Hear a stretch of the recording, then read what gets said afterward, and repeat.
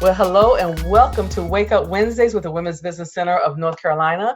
I am your host, Roberta McCullough, and I'm excited to have you all join us today. For those of you, I know you're listening, I hope you know you're listening to 72.9 The Voice, which is a radio station that is woman-owned and African-American owned that is based out of Raleigh.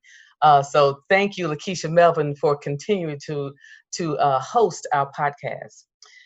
As you know, we are on podcast on first and third Wednesdays, and by popular demand, we have extended our podcast from a half an hour to an hour. So we have a lot to talk about today. I have some special guests, which I'll mention later. But before we get into all of that, I just wanted to kind of reflect a little bit on something that, two things that are big in our lives in terms of the Women's Business Center and our host organization, the Institute. Most recently, we suffered the loss of one of our co-founders, Andrea Harris, and it was very unexpected for us, and we miss her dearly already. And we're just going to be doing a lot of things to honor her life. I know that she would want us to carry on with this podcast that we started back in October. And we're going to make sure that we do that. And we're going to be highlighting her in the days and weeks to come. Please check out our website, theinstitutenc.org, and you can see where we, along with many others, Bennett College, which was her alma mater, and other places, are honoring her.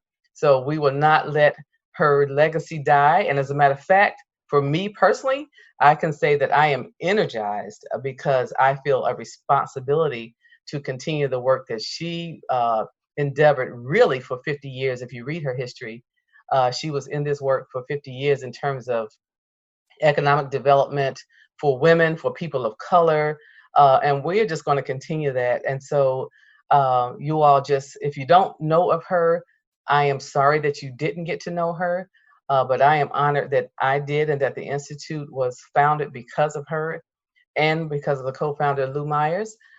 So we are just going to keep it moving and continue her work. The other thing that we are all experiencing, not only just in this state, but this country, is the pandemic, the coronavirus pandemic, which is, just for me, it's almost beyond comprehension to think that something so very serious has crippled our country like none other before. And, it is not over.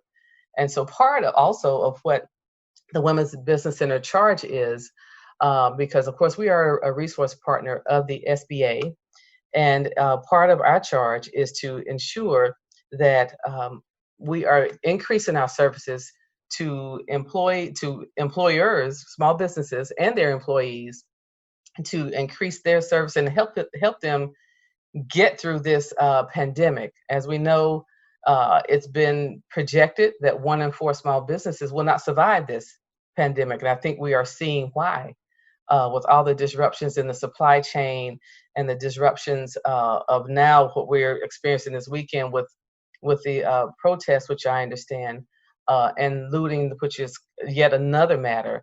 There's just so much going on that is affecting small businesses. And so we just need to really make sure that we are doing our part in our prospective roles. And so that's how all those things we're going to talk about today in some variation, but we really want to focus on opportunities for businesses and some of the things that we can do. For those that are familiar with the Women's Business Centers, you know that we are a resource partner of the SBA and that we assist new and existing businesses in growing and scaling in various ways, whether it's social media marketing, digital media marketing, access to capital, just any kind of TA services. But with this particular grant that we are under with the CARES Act, we have been able to increase our services in other ways in terms of helping people work through the telework world that we were all forced into, and then also the supply chain disruption that is really, really imperative. And then all these things are affecting those that have commercial properties that they're trying to maintain, or they may have tenants in. or they may have their own business in. So we have some really, really great folks that are our guests for today that's going to talk a little bit about that. So I'm going to introduce them and let them talk a little bit about themselves. One person that I have known for, I don't know, about 10 years now. Time goes really quickly. And that is the person of Napoleon Wallace. And then also his business partner, who I don't know as well, but I'm looking forward to knowing more, who is Taylor Graves Mans. And I hope that I got your name right, Talib. Excuse me. So I want each of you to talk about your company, which is Partners in Equity. Talk a little bit about your company, and then introduce yourselves first and talk about your company. And Napoleon, why don't you go first? And then we'll have Talib come on and talk about himself as well. So Napoleon? Yeah, absolutely, Roberta. I'd say thank you for having us on. I think, to your point, you and I have known each other for quite a while. They got our start together while I was coming into maybe self-help about 10 years ago.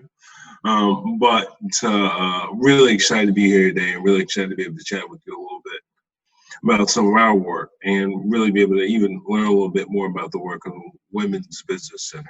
So, my background is really in the world of community development and finance. I've taken a few different angles on getting there. Started out as a banker over at M&F, doing commercial lending with a few folks that we know really well. And then spent a little bit of time in higher finance, calling, investment banking, that sort of thing.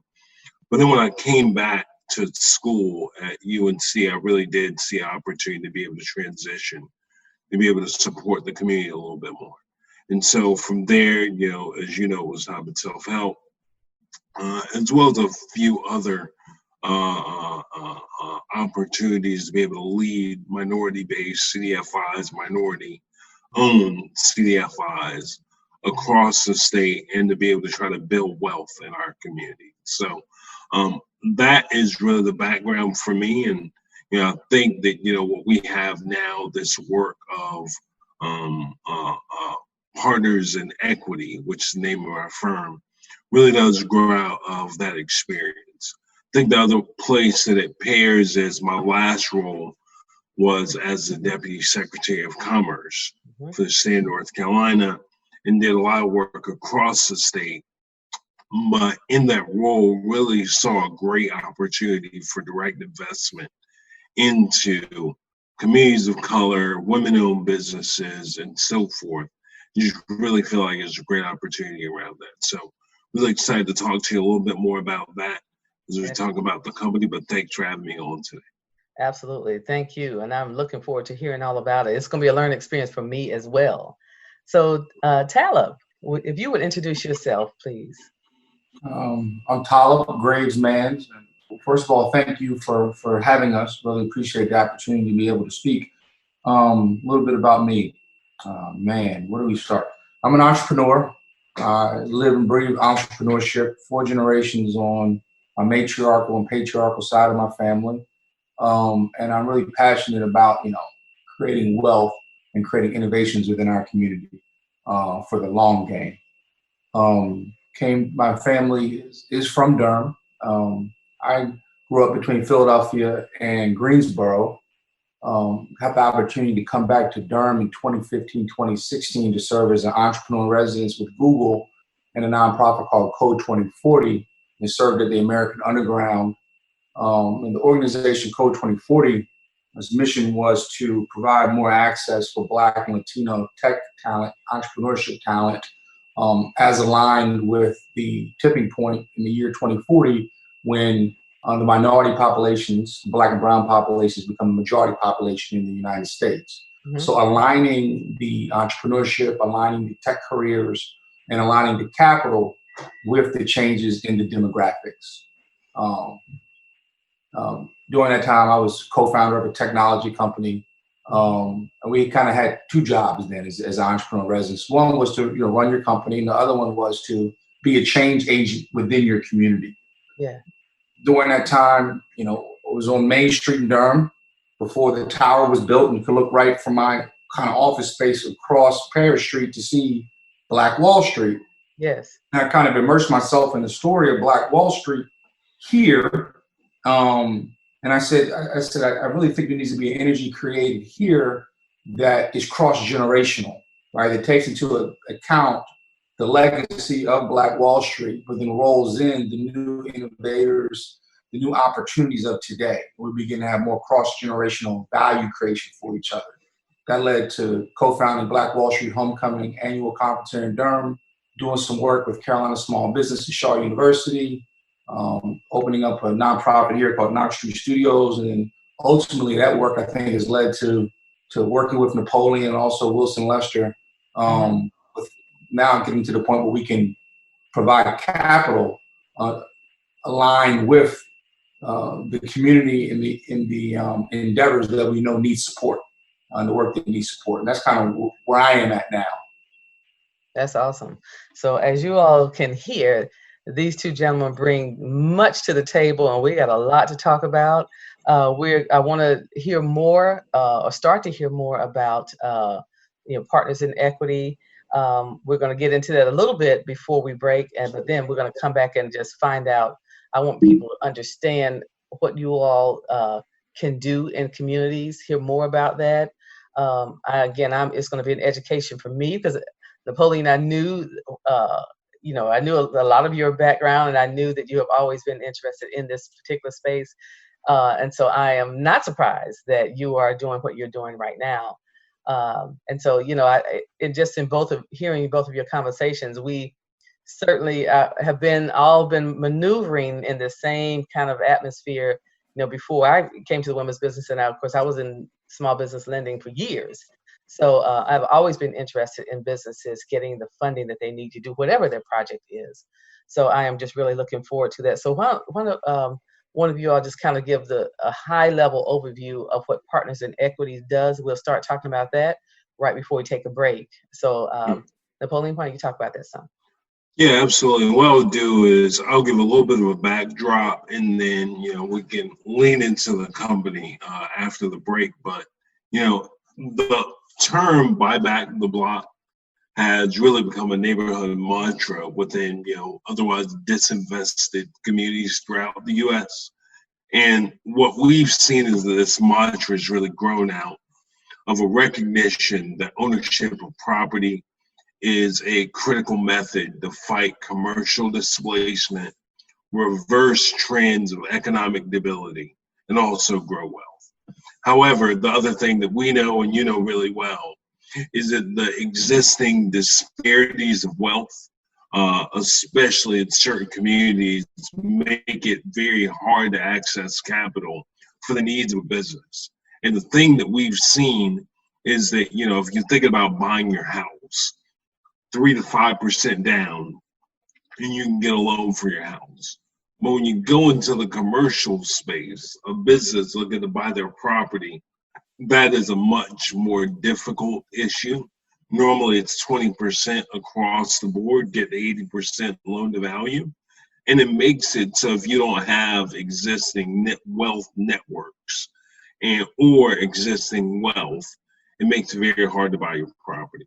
So our product is really built, and our company is really built on attacking some of those gaps in the market, with the need for down payment assistance being one of the biggest.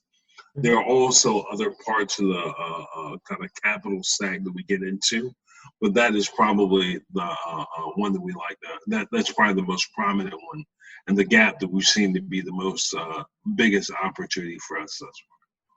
That is awesome. So this is probably a good spot for us to take a breather. We're going to come back and pick up that topic, because that is what people need to understand. How do I enter into this commercial real estate world and the opportunities and because we know that there are many, but just how it works for them. So everyone stay tuned, and we're going to be right back. Are you looking to take the stress away from planning a wedding or an event? Call BPM Event Planning Company, where we specialize in the bride, the place, and the memory. For weddings, it is all about the bride. For any event, you need the perfect venue. And of course, every occasion creates lasting memories. Contact BPM Event Planning Company at 919-213-9068, or you can find us on the web.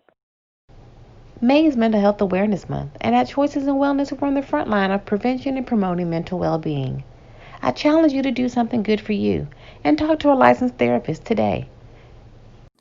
Belle Lash and Wax Studio is where affordable, quality, safe lash extensions meet your budget.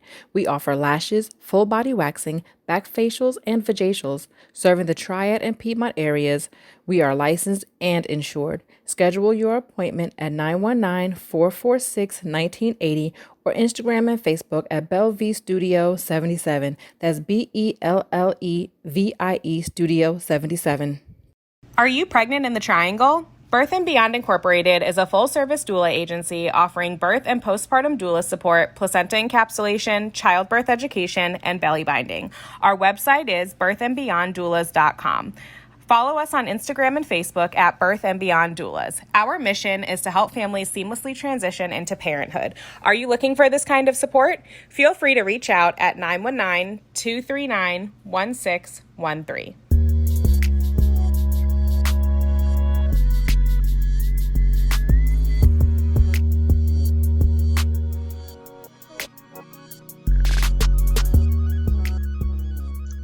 Hello and welcome. We are back. For those that are just tuning in, you are listening to Wake Up Wednesdays with the Women's Business Center of North Carolina. I am still your host, Roberta McCullough. And before we left from the break, we had just introduced my guest, Napoleon Wallace and Talib Graves Mans of Partners in Equity. And they were just kind of tipping the iceberg on talking about what all their company does. I'm going to have them talk more about that. It is a lot to learn, and we got time. We're going to get hopefully everything in that we can today. But if not, we'll figure out how to get the rest in. So I'm going to ask you all to just continue talking about where we left before the break. We just started talking about how, the disparities in access to capital and the differences in purchasing a home versus purchasing commercial real estate, which is a very different world. So let's kind of start there and continue talking about just, more about what that is and how Partners in Equity can assist in this particular space. And then also, if we have time, I want to talk more about how that relates, and we can talk about that maybe a little later in the show, how that relates to those commercial real estate owners currently that are being affected by COVID, and if there's any correlation with that. So, Talib, do you want to kind of talk about and pick up where Napoleon left off before the break? Yeah.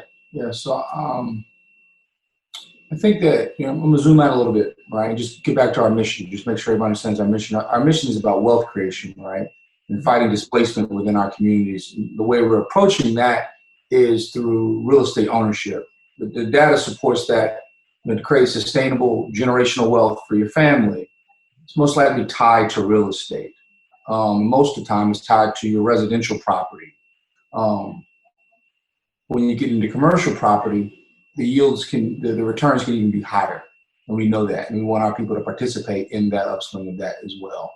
So the kind of way it works is you're a business owner, an established business owner. To be clear, we don't have a product really developed for startups. We're looking for established businesses that have strong P&L, that have considered purchasing the commercial real estate that they're currently occupying and or moving to a different location. And those are the people that are in our sweet spot for investment.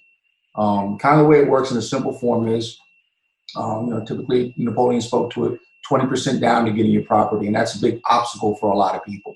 Yeah. A lot of businesses have that capital, but it's tied up in operations, right? And it's a little bit, they become a little bit scared when they say, I have $100,000 in the bank and that's what it takes for me to get the deal, but that's kind of all the money that I have.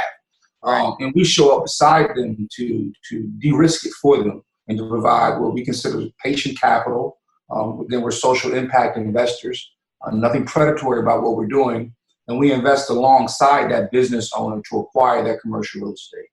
And we're doing this specifically in opportunity zones. So for your listeners, they're probably asking themselves, where's an opportunity zone? Am I in an opportunity zone? How do I find it? They can visit the website NCOZS. So the letter N, Z, O, C, NCOZs, I'm sorry, NCOZS.org. Right. NCOZS.org, and there's a mapping tool there where they can input their address or business address, and they can see where the opportunity zones are. So they invest. We invest alongside that business owner for the length of opportunity zone. So we have another 7 to 10 years kind of investment horizon where we'll invest alongside them. At that point, we'll look to refinance our position out. And they'll be sole owner of the commercial property. And based on our estimations, by then the property should have enough equity in it so that the loan to value will be substantial. There'll be equity in the property, so they can refinance our position out, and they become 100% owner in the property. And in doing so, we've done a couple of things. One, we fought displacement, right? Because if you own the building, you have complete control over your ability to stay there, to renovate it, to even pivot your business, if you will. And second, we've created enough value and equity in the property that it will change the life and the trajectory of those business owners as well as their families with that asset. All right. So question. So this sounds a little bit, not totally, certainly not a one-to-one match, but it makes me think about New Markets tax credits when they were very vibrant in terms of the investment time frame and then the refinancing out. Is it any kind of correlation in terms of how it's structured, or not at all? Yeah, so it is different in the sense that it's not as complex. Right. Thank goodness, right? Anyone that knows New Markets knows that, start looking at some of those tables with a CDE and a CDE, like, it can be very confusing very quick, even for the best of us. But what it is it's equity, right? So what we're doing is, we're showing up. If a business has to put 20% down, we're showing up with somewhere between 5 and 15% of a down payment alongside the business. So matching their money, but with relatively straightforward equity capital that can save for a long period of time, is not looking for an outsized return, as Howard said, we're impact investors. Right. But it makes it so the business can show up at a bank and say, and we've actually spoken to a number of banks that have said, and other lenders, CDE lenders, CDC lenders, where they're saying, we have a borrower that is a quality company, is currently paying the lease on a space, is well operating. The only problem is they don't have the down payment. And in the world of commercial real estate, in most cases, at the larger deals, there's an equity investor that's going to show up to try to plug that hole, right?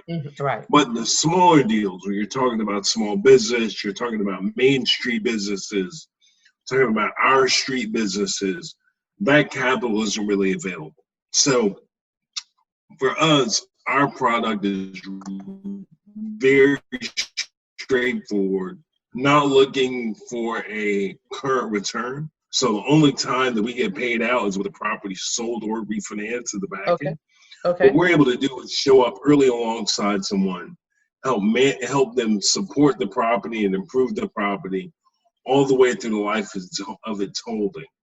Use that property to improve the operation of their business, build wealth, and then along the way, we're able to be supportive of their business as well as the property, and then we get to take it out of the back end. As Talib said, there are 200, we are prioritizing opportunity zones. We do have small capacity to go outside of that, but the heart of our work is the opportunity zones.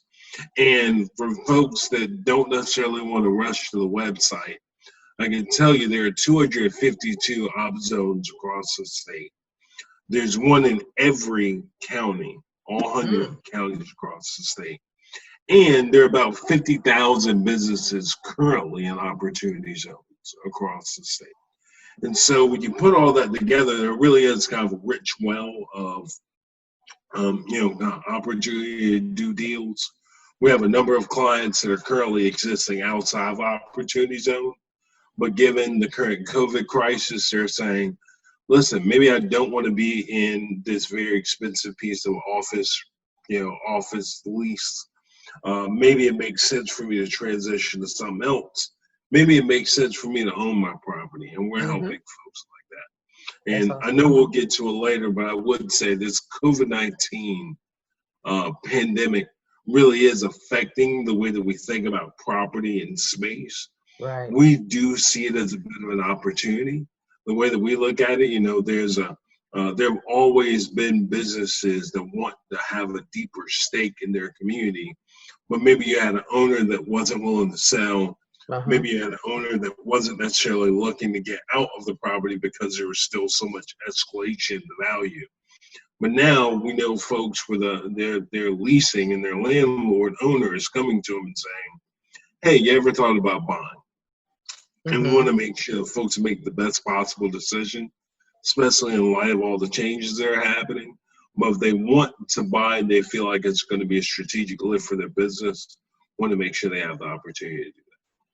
Well, that is awesome. And I'm sitting here the whole time you're talking, thinking of some of our clients that might be recipients or maybe potential prospects for you all, that because this pandemic, you can't talk about business without talking about COVID-19 right now and for a while to come. And I know that there are current business owners or real estate owners, I should say, that might be looking to say, you know what, I might just want to get out of this game. And so, it's an opportunity potentially for a tenant. So it's just really interesting. I'm very intrigued by what you all are doing.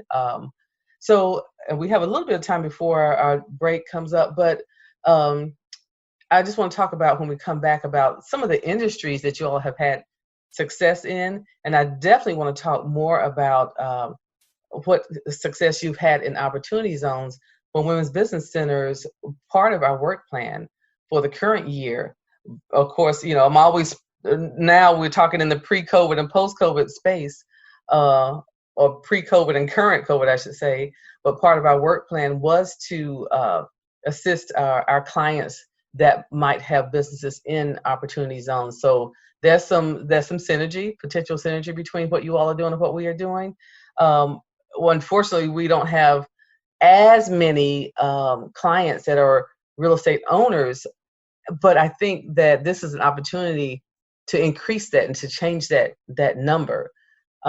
Is not for the fact that they don't want to be, but it's just for the opportunity that you all create in helping with that equity that is so such a roadblock currently. But so when we come back, I want to talk more about what the zones that you all have worked in. I guess maybe by county might make more sense. I don't know. You all tell me. But then we'll talk more about the just a profile of the clients that you all been able to assist in the past. But you all stay tuned with us. We're going to talk more with Napoleon and Talib and Partners in Equity. So just stay tuned and we'll be right back.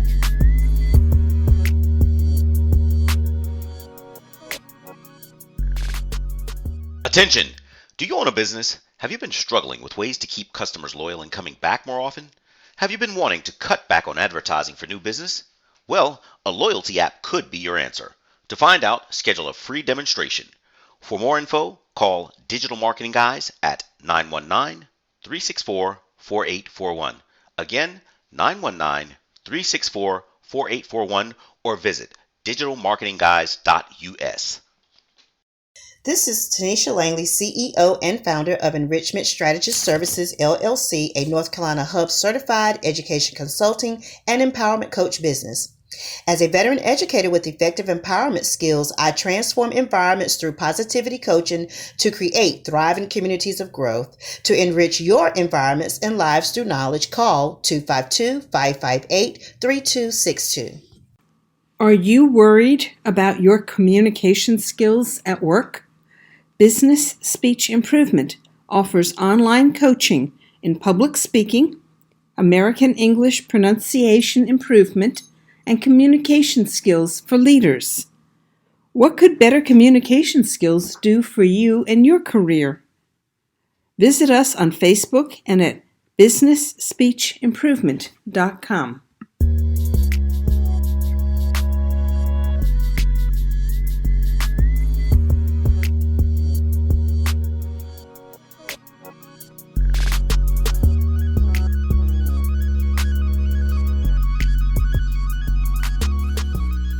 All right, so we are back. And for those, again, that are just tuning in, first of all, you've missed some things if you're just tuning in, but that's okay because we got more to come. But you are listening to Wake Up Wednesdays with the Women's Business Center. Roberta McCullough as your host.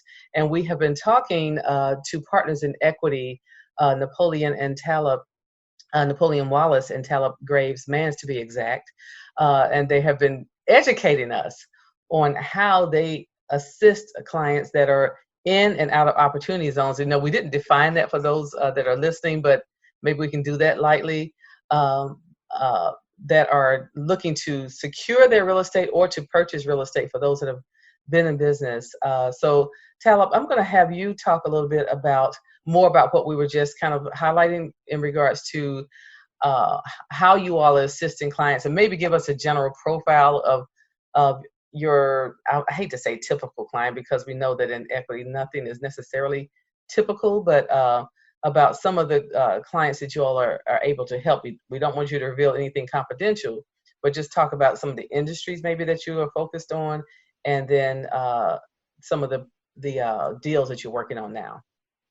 Okay, so I'll kick it off. Again, thanks for being here. This is fun.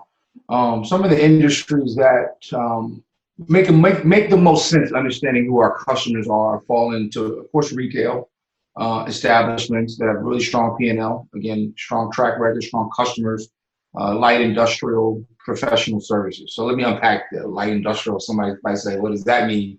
Light industrial, it might be a storage and trucking company, right? It might be a small manufacturing company. It might be a fulfillment center, right? Okay. And you unpack that anymore. Right now, there's a resurgence of what they call it, short-term delivery with Amazon right now. So you have these tiny fulfillment centers that are popping up. But I would love to see more of our people, investing in and building businesses there. Professional services, right? That might be somebody who works in healthcare or mental health, or they might own a daycare center. They might own a assisted living facility, right? They might be a lawyer. They might be a accountant, right? It might be a dentist. Okay. You name it under professional services. Those are some of the three kind of industries right now that I think make a lot of sense for us across North Carolina. Okay, that's good to know. We have some clients. I can think of some of those industries that you mentioned. So Napoleon, do you want to add anything to what Talib was just talking on? Yeah, and we it's the COVID-19 has affected so many people, and economically it has really changed the landscape almost in the blink of an eye, right? Right. And one of the things that, we prioritized before, because we are, Tom and I are based out of Durham. One of our partners is in Greensboro, Triad area. Mm-hmm. But we care a lot about healthcare, right? So whether that's home health, whether that's, doctor's offices, professional, Tom mentioned, dentists, that sort of thing. And so we've also been looking at a lot of that sector, health, human services as a sector. We've had a lot of interest. We've gotten interest from folks. And we also have really prioritized that area as well. And I just think that that's really an area of secular growth that we're expecting, a trend kind of up and to the right. And so I know one of the deals that we're working through now, not to disclose too much, but, health human services company that has previously been in a major sort of downtown corridor. Uh-huh. Pricing of their space has changed dynamically in response to COVID-19. Mm-hmm. And the kind of need for space has changed as well. And they want to own their building. They're very profitable, been around for a while, a woman-owned firm. Yeah. And what we've seen is that there's really going to be a great opportunity for her to be able to buy a building, show up with a partner in us that not only cares about the development of the space, but also development of her company in the space that she owns, and be able to be a silent but helpful partner along the way. And so I think there are a lot of those deals. I think the growth of health human services, people of color and women-owned businesses are already represented in those sectors, health, human services. Yeah. And we see that trend continuing to grow. And one of the things that, I think is worth noting is, we're one of many products out there that's really trying to kind of get our heads around, kind of the COVID-19 response. I'd say that, if we're thinking about small business general, you all obviously know the PPP, Paycheck Protection Program really well. SBA has done a good job of getting those dollars out the door. I think so far was about 550 billion. More staggering number. Yeah. More in lending in a matter of days than normally happens in years with SBA. Right. And so, standing that up, and I'd say I think North Carolina's done a really great job around that. We obviously folks behind that, Karen Thomas, stepped down to SBA, but I think they've done a really good job around that. But what we've seen is that we even with that capital out there, I want to say there's 100 billion left for PPP loans, and there's a $10 billion set aside just for CDFIs. That is correct. We still see this space around owner-occupant, kind of commercial real estate that we feel like we have a real opportunity to fill. And, from our perspective, we're thinking about this, as you mentioned, opportunity zones. I think a little bit of a light touch. Opportunity zones were part of the tax reform bill, I think 2017. Every state was able to designate 25% of their low-income census tracts across the state as opportunity zones. North Carolina had, I think, 1,007 census tracts statewide. We got to pick 252. I was actually at the Department of Commerce when we were going through this process. I was heading up this initiative for the governor. But we picked our 252. They're statewide. There's real density in the urban areas. But there's 100% coverage across the state. I say that to say I do think that there's, in terms of where we're showing up the most, we do have some density in the higher population areas. So Raleigh, Durham, Piedmont and Triad, Charlotte. But we also have, kind of representation and client access going further out. So Greenville, Elizabeth City, Rocky Mount, Fayetteville, Wilmington, and Eastern Carolina. And then Asheville and all the other areas in Western Carolina going out toward the mountains. And so we see kind of this, as they say, all real estate is local. We believe the same about commercial real estate, and we see a real opportunity to be able to show up locally and show up with capital that normally is not looking to support Main Street redevelopment. You don't normally see equity investors showing up saying, how do we invest alongside businesses, especially businesses owned by people of color and women? And so we're really trying to make that happen, and we think there's a great opportunity around that. And we believe that, this kind of, as we mentioned before, this space to be able to buy your building, whether it be any of the mega trends, whether it be that there's a baby boomer generation that is retiring and selling property, Right. whether it be the COVID-19 sort of effect that folks are thinking a little bit differently around real estate, or whether it just be this kind of, digitization sort of trends happening. We think there are opportunities out there for businesses that really are not offline, but really have a digital footprint, a digital storefront, but really need real estate to operate, still have to operate in the physical world. We think there's a great opportunity for some of those businesses to be able to own their future. And as we see on the site, your opportunity to owning your future is what we're really about. Well, I tell you, I just feel like y'all are our best kept secret. We're going to have to make sure others know about what you all are doing, because this is exciting stuff.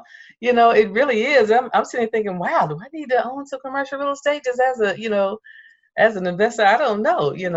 I was just sitting here thinking of some of our clients that I do know own their real estate currently. So they probably need to have a conversation with you all. Tal, you wanted to, were you going to add something? Yeah, I think that, we all got excited right now, and that's good, right? We're going to keep getting excited. And I want to have some more of our innovators in our communities to get excited about this too. I think there's so much room for innovation within, businesses within our community, right? Well, you think about acquisitions, you think about rolling up businesses and creating more value.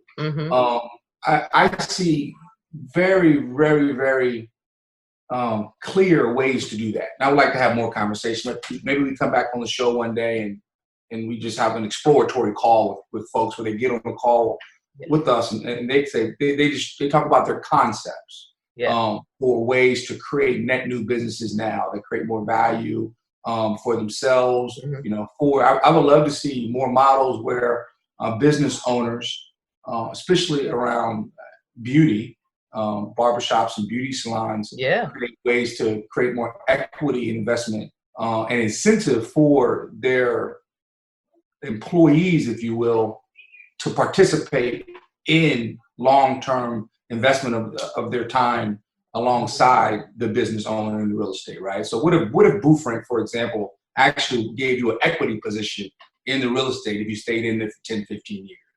Right. That'd be interesting. Let's hold that thought, Talib, and we're going to come back. We're going to take a quick station break. We're going to come back and finish our conversation up.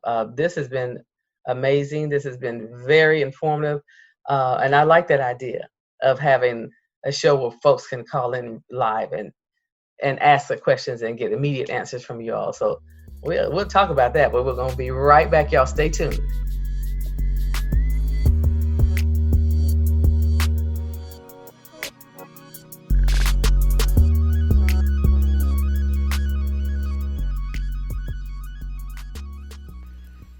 Oak City Bail Bonds is Raleigh's premier woman-owned bail bonding company. We're centrally located across from Wake County Detention Center at 319 Chapin Oak Road, Suite 114A in Raleigh, North Carolina, 27603.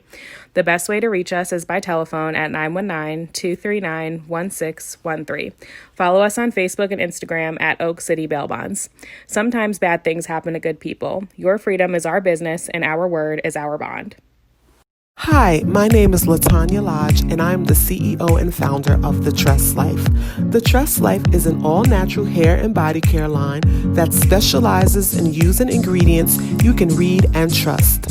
We cater to all hair types, especially those with natural textures, wavy, and curly hair. Call us today to receive a free consultation by a licensed cosmetologist at 888-311-2479.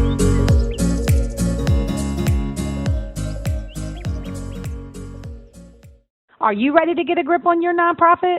Hi, my name is Wilmina Gripper, owner of WEG Consulting and Training, and I'm launching a new nonprofit accelerator training program called Getting Past Startup. GPS is a 4-week hands-on live training that provides you with a combination of accountability, one-to-one feedback, and step-by-step coaching to get you the exact blueprints you need to grow your nonprofit online and boost your impact. Apply today by going to bit.ly/nonprofitGPS.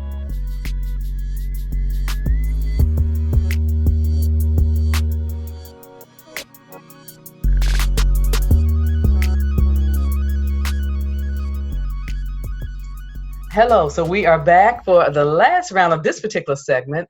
You are listening to Wake Up Wednesdays with the Women's Business Center. I am again Roberta McCullough, your host, and I have joining me Partners in Equity, Napoleon Wallace and Talib Graves Mans. And they have just been educating us today. Let me make it personal. Been educating me today and making just really think about some of our clients out there and some of the other business owners, women-owned business, minority businesses, and the opportunity that exists to really become commercial real estate owners and move past leasing year after year after year, where you have no control over that particular cost in your business. So, Talib, before the break, you had started to talk about some innovative ideas that you had. So let's expound on that a little bit. And then I want to kind of bring it home for our listeners and give some, just an idea of, or ask you all, I should say, about an idea of what a good investment or a good client for you all would be. So Talib, you want to continue to what you were talking about before the break? Yes, I was just exploring some, I think, opportunities for innovation to create more value for your business as well as for others. I ultimately think that when you create like at least a 3-win situation, you're really creating value. Like you win, they win, that other person wins. Yeah. I think that then you're really on to something. In real estate, I'm a licensed real estate broker, and the first thing they teach you is 2 things. One is God ain't making no more land. Okay? Amen. No more land here. Okay, no more. You might want to get you a piece. Yes. That's the first thing. And the second thing they really teach you is like, you have to look at things through the highest and best use. When you're looking at square feet, you're looking at property, your objective is get it to its highest and best use that yields the most output, whether you're talking about raw land or developed land, property. That through that lens, I think you'll ultimately get to innovation by thinking about ways to maximize the square foot in the real estate that you have. So for example, let's take, anywhere in North Carolina, you have plazas. You might have a plaza that has 4 different businesses made out of brick. It's one level, right? Uh-huh. Why don't you put some condos upstairs, right? Take your $3,000 that you have. I know you got it. Hire an industrial engineer and figure out, is there a way for me to get more value out of this property? And if I were to do so, what does that look like? How much will it cost for me to do that? When you think about industrial property, right?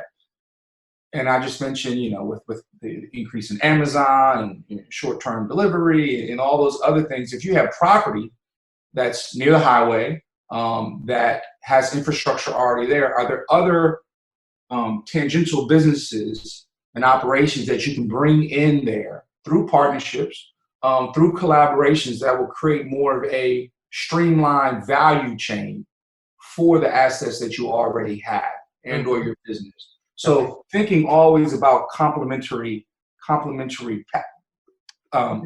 you can have. So you go back to like a real simple example, black barbershop or beauty salon, right? They're like, all right, I'm doing all this hair.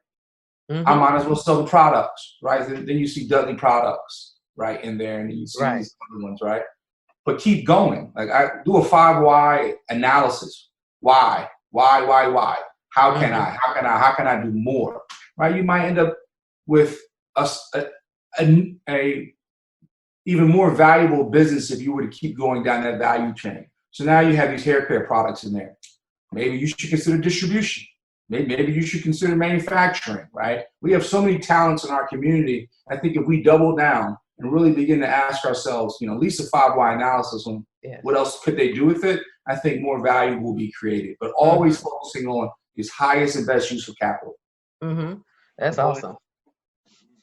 And I would just add, on the innovation space, none of us know where the world's going right now, right? Like there's so much disruption, so much happening.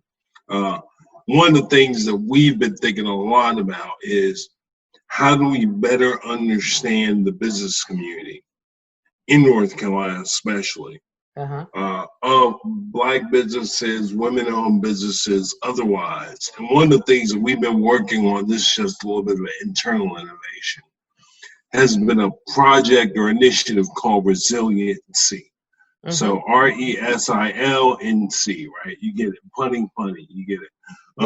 But resiliency.org is really trying to figure out how do we build a base layer that is statewide of data that can help us think about all the businesses across, or a number of businesses across the state, their needs in terms of capital, their needs in terms of workforce, and their needs in terms of kind of business operations. We could say technical assistance because a lot of folks know what that is.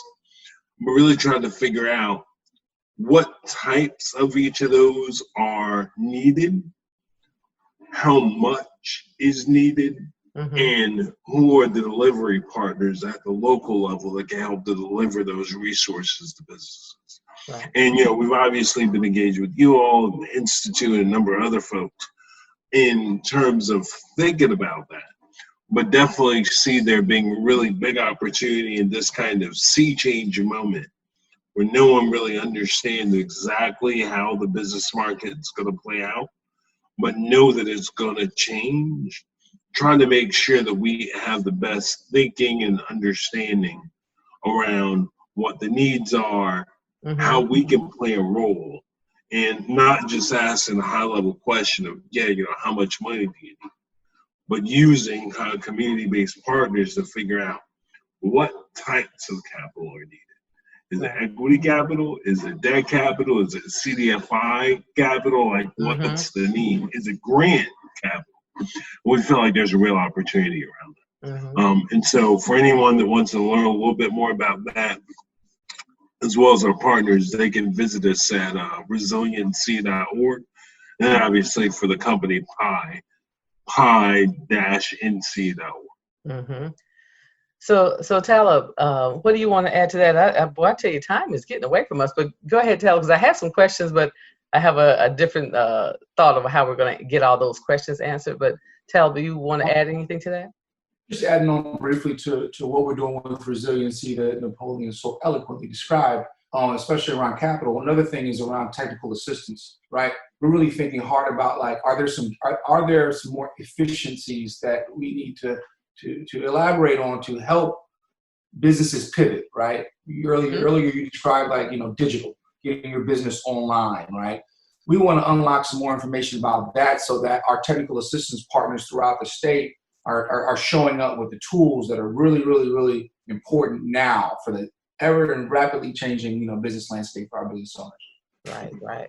Yes. So we have a few minutes left, but I did want to just see if we can squeeze in quickly just a typical client. And I hate to use the word typical, but I'm thinking about the person that has done my hair for 20 years. I know for a fact he's right in downtown Durham, and I know that he does not own the building. Business is very stable. Suppose the owner of that business, of the building, I should say, offered to him to buy the building. Would that be a client for you all? He's not a startup, very well established. Okay. All right. Excellent. So I have another scenario. I could think of another business, minority owned, downtown Durham, bed and breakfast, have been around for 2 decades, own their building, but they want to do some new things to it, let's say. Would that be your client? Yes. All right, excellent. So I'm just sitting here like, oh my goodness, I just think that there's, and I don't, for these same people, these are real people. I didn't make them up, that we could refer to you, so that this is just a viable source of opportunity for businesses that they may, they just don't know about you. And so we need to fix that, because part of what the Women's Business Center does, obviously we focus on minority and businesses, women-owned businesses in particular. However, we're always looking to connect our clients, present and future clients, to opportunities like this. So I know, Napoleon, you and I had talked before about doing a webinar, and I think, Talib, this would address what you stated earlier about getting those live questions and answers. I think we should work to do that. So Napoleon, you had something to add to that? Yeah, I think that makes all the sense in the world. And Roberta, as you were going through the list of companies, I just want to add a little bit. Yeah. For most firms, 20% down is very hard. Yeah. But you could say, and especially women-owned firms, minority-owned firms, I would say the one kind of silver lining, or the one kind of opportunity in the market, is one that we work closely with, is the SBA 504 product. Yes. So the rest of the market requires 20%. Right. SBA 504 can get that number down to as low as 10%. Very familiar. But even then, when you look at SBA 504, the market is, I think right now, a little less than 5% Black, maybe a little less than 3% Black, and a little less, or right at 9% women. And so we still believe that there's a real opportunity in that market to be able to support, the expansion of even that program, SBA 504. Yes. The broader communities, I would agree, it's probably one of the gems in the market, but feel like we have a little bit of that there, as well as the broader market of deals like you were talking about. Okay, excellent. I cannot believe that our time is spent. What in the world? We have this has just really, really been amazing.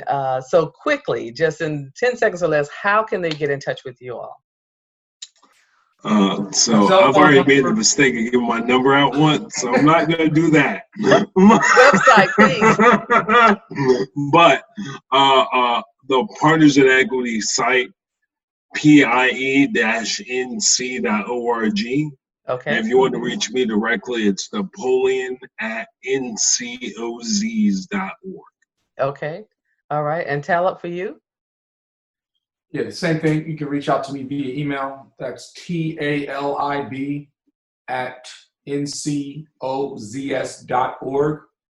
All right, awesome.